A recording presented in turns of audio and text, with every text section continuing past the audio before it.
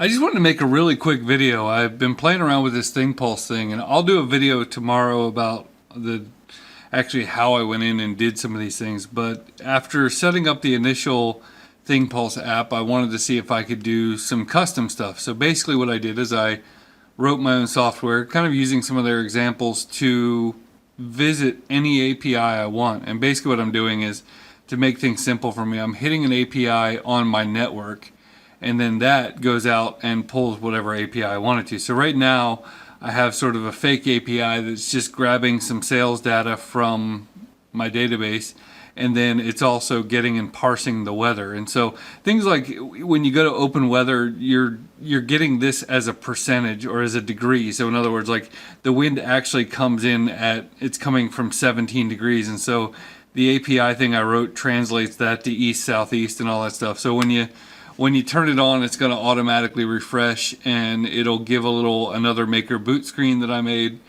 just super simple. And then it'll go and hit the API, and you'll see the sales numbers will have updated.